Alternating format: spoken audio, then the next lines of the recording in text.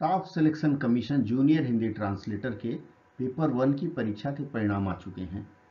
इस परिणाम में आप लोगों ने बहुत अच्छा प्रदर्शन किया, जिसके कारण बहुत लोगों के बहुत अच्छे अंक आए हैं। कुछ लोग 191 प्लस हैं और कुछ लोग 186 प्लस हैं।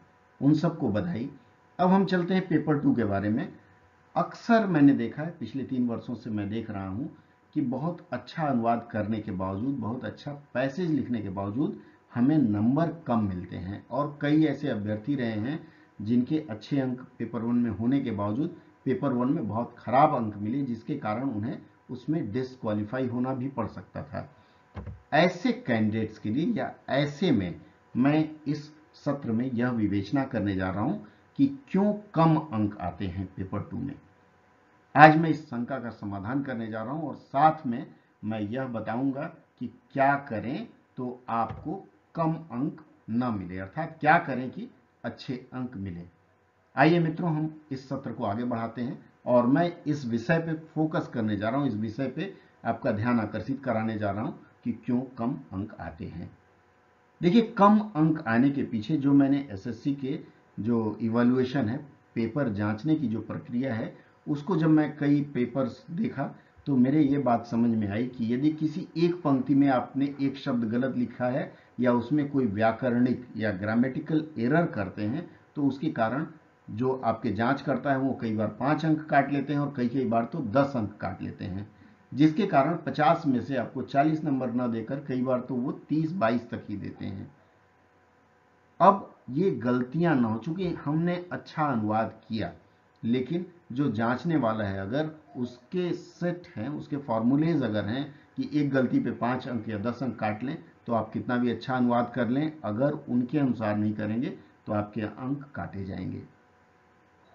दो तरह से हम अनुवाद करते हैं। प्रोफेशनल जिंदगी में हम क्या करते हैं, कई बार भावानुवाद का सहारा लेते हैं और हम उससे आगे बढ़ते जाते हैं।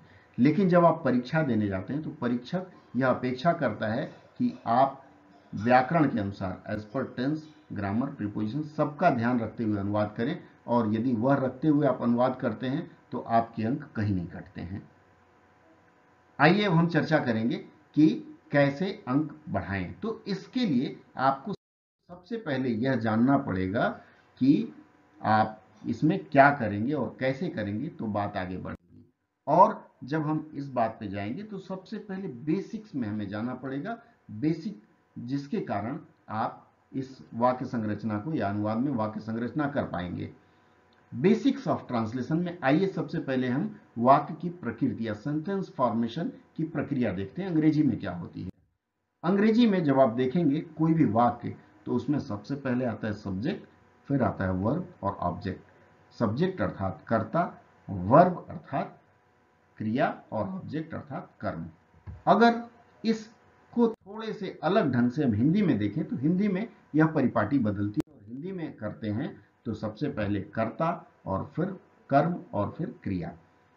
अब जब आप अंग्रेजी से हिंदी करते हैं तो आपको इस सूत्र का याद रखना है, या फिर हिंदी से अंग्रेजी करते समय आपको उसे याद रखना है या ध्यान रखना है। अब किसी भी वाक्य में कर्ता की पहचान कैसे करें। आसान वाक्य में तो हम कर्ता बहुत आसानी से पहचान लेते हैं, छोटे वाक्य में पहचान लेते हैं। कैसे पहचानते हैं, हम प्रश्न करते हैं। क्या प्रश्न करते हैं, हु, कौन। कौन जब प्रश्न करते हैं तो काम करने वाले पता चल जाए तो उसे हम कर्ता मान करके वाक्य का उसके अनुसार अनुवाद करते हैं। जैसे मान लीजिए मैंने आपको यहाँ 3 वाक्य दिया। सबसे पहला वाक्य दिया राम ईट्स, दूसरा वाक्य दिया श्याम इज प्लेइंग, तीसरा वाक्य दिया राधा सिंग्स। अब इन तीनों वाक्यों में अगर आप प्रश्न करेंगे तो राम ईट्स मैंने लाल रंग से दिखाया है, अर्थात राम इसमें कर्ता निकलेगा। श्याम हु इज प्लेइंग तो श्याम आएगा, ये श्याम यहां करता होगा। और इसी तरह से हु सिंग्स, राधा सिंग्स, तो हु करके आप निकाल सकते हैं। लेकिन जब आपके पास बहुत बड़ा वाक्य हो, लंबे लंबे वाक्य हो, उसमें जब तक आप सब्जेक्ट नहीं समझ पाएंगे आप अनुवाद ढंग से नहीं कर पाएंगे। वह सब्जेक्ट की पहचान हम कैसे कर पाए। जैसे मान लीजिए कोई भी वाक्य, उस पर मैं फिर आऊंगा, तो इसकी पहचान है प्रीपोजिशन के आधार पर। प्रीपोजिशन अगर आप जानते हैं तो आप वाक्य में सब्जेक्ट निकाल पाएंगे और उसके अनुरूप आप अनुवाद करेंगे। अब देखिए प्रीपोजिशन क्या है, 6 शब्द हैं, of, in, at, from, by, with, ये 6 शब्द हैं जो प्रीपोजिशन हैं। अब एक वाक्य मैं आपके लिए दे रहा हूं, जैसे the children of my village are the brilliant of all the kids in the school. अब यहां देखिए नीले रंग में मैंने ऑफ 2 दिखाया और इन दिखाया, ये प्रीपोजिशन है। एक दूसरा वाक्य लीजिए, दूसरे वाक्य में the price of the books in all the countries of the world is increasing. ये 2 वाक्य मैंने आपको दिया। इन दोनों वाक्यों में यदि आपको सब्जेक्ट पहचानना हो तो थोड़ी दिक्कत आएगी।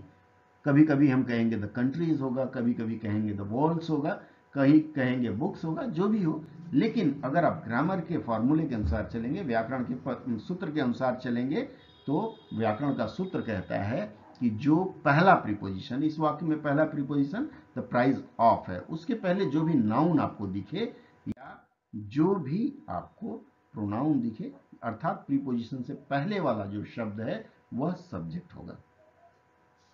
अब आपको सब्जेक्ट मिल गया, फिर आपके पास बचा ऑब्जेक्ट और वर्ब जानना। और ऑब्जेक्ट और वर्ब जानने के लिए फिर हम अगली कड़ी में मिलेंगे। आज के लिए सिर्फ इतना ही। अगर यह सत्र आपको पसंद आया हो तो इसे लाइक करें और कमेंट बॉक्स में आप अपने कमेंट लिखें, ताकि हम आगे की तैयारी कर सकें।